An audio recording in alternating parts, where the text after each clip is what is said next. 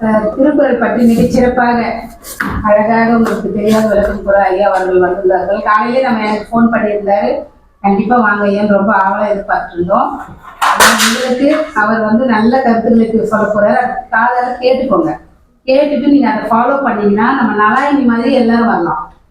உங்களை அந்த மாதிரி உருவாக்கணும் தான் ஐயா ரொம்ப விருப்பப்பட்டு அப்பப்போ கேட்பாரு. சரிங்களா? உங்களை அந்த மீட்டிங்ல ஜாயின் பண்ணிட்டு அவரே ஆன்லைன்ல உங்களுக்கு கிளாஸ் எடுத்து அழகா சொல்லி கொடுப்பாரு.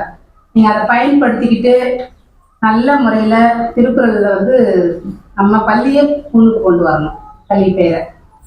சரியா? அதனால இது எல்லா மாணவர்களும் ஒத்துழைப்பு கொடுங்க. வீட்டுல பெற்றோர்கிட்டையும் சொல்லுங்க. சரியா? ஆன்லைன் கிளாஸ்ல நீங்க ஜாயின் பண்ணிக்கோங்க. சரியா? அதுவும் இல்லாம ஐயா திருக்குறள்லயே பாத்தீங்கன்னா மறைமலை அடிகளார் விருது வாங்கியிருக்கிறார். பெருமையான விஷயம் இல்லையா நமக்கு?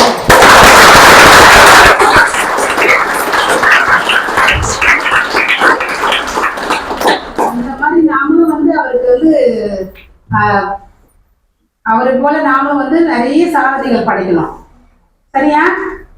சரியா? படைப்புன்னு சொல்லுங்க. நிறைய சாதனைகள் படிக்கணும். எதிர்காலத்தில் நிறைய விருதுகள் அவர் போல நீங்க வாங்கணும். அதுதான் எங்களுக்கு நீங்க பெருமை தருது. சரிங்களா? உங்களுடைய சொத்து பணம் இதெல்லாம் எங்களுக்கு தேவையில்லை. எங்க பிள்ளைங்க நல்லா படிக்கிறாங்க, திருக்குறள் ஒப்பிக்கிறாங்க, நல்ல புகழ் பேர் உங்களுக்கு கிடைச்சதுன்னா அதை விட சந்தோஷம் எங்களுக்கு வேற எதுவுமே கிடையாது. சரியா? நாங்க கோடி கோடியா சம்பாதிச்சு சொத்து சேர்த்திருந்தாலும் எங்களுடைய சந்தோஷம் என்ன?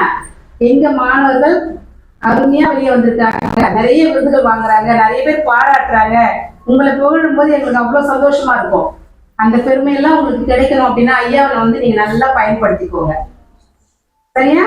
நல்லா பயன்படுத்திக்கிட்டு திருக்குறள்ல இப்ப திருக்குறள் நாளாயினே அவருக்கு பேர் வந்தது. அதே போல நீங்களும் அதே போல திருக்குறள் உங்க பேருக்கு முன்னாடி திருக்குறள் அதே மொழி வரணும்.